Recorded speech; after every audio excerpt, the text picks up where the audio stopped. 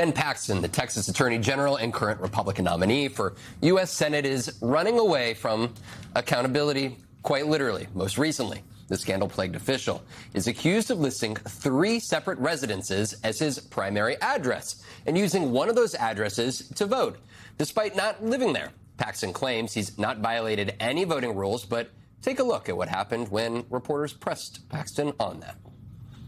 Can we keep this to law enforcement today? Well, I'm giving you the opportunity to answer that question. I'd like to, folks who are here with the sheriffs, I'd like to keep today to law enforcement. I have a question. We're going to get out of here. Thank you, guys. I have a question. Yeah, we're going to get out of here. You had Thank you. mentioned, can we not have more than one person answer a question? So he's shown, I will tell you, he's shown himself to be unfit to serve in the office he seeks. Because if you, as a candidate, I don't care what state you are, Texas, Maine, Wisconsin, doesn't matter. When you put your name out there, if you can't stand there and answer a damn question, number one. Number two, but if you certainly can't address the fact that you're registered to vote in 3 different places. That's giving voter fraud.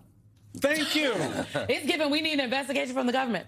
I toppled over laughing because there's multiple things wrong here. But to be clear, like we can list all the scandals. Grand jury indicts Texas Attorney General Ken Paxton on felony charges. And that was in August 2015. There's a headline from December 2010. FBI subpoenas Ken Paxton for alleged bribery reports.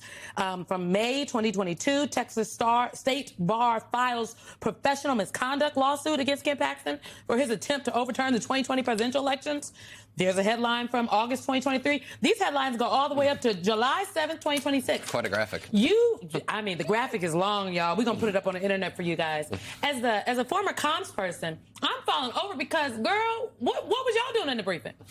In what universe do you allow the candidate to go out there? Does the candidate himself go out there? But do you allow the candidate to go out there unprepared to have even one answer? He looked deer in the headlights. The people behind him looked stunned, like, oh, they really asking about this?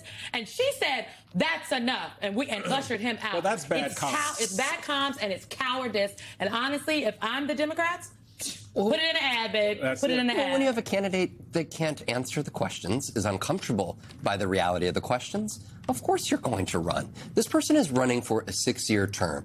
And to Michael's point, I don't care what you're running for. It's the same reason why I bemoan the fact that we don't have enough town halls to cover. It's true. Because folks are afraid of going and confronting and having conversations with their constituencies. And if you're Ken Paxton, you're running to represent the state of Texas, and there's frankly a lot of questions. Now, 15 properties, at least, that he has worth $9 million, that's okay. But where are those properties? Where are those properties? How are you claiming them?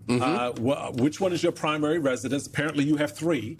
I don't know how you do that. But the reality of it is, look, Ken Paxton has gotten away with this in Texas. And For years. And it's now finally coming home because he's stepping up where it's not just, I'm the senator from Texas. You're a United States senator. You're one of 100. And what you decide, how you vote, what you advocate for or against affects me in Maryland, affects folks in Florida, affects folks all across the country. So, yes, we have an interest in how you handle our business. And if this is how you handle our business, you shouldn't be in the business of handling anybody's business. One question that folks should ask Ken Paxton if they get another chance, will you believe in the results of this election since you were on the ballot? And if Democrats actually win, Republicans are the ones that didn't hit the campaign trail over the course of the last, not just year, but the last 8 years, starting with Better Work to Tallarico. One party there has been communicating a message in those town hall type environments.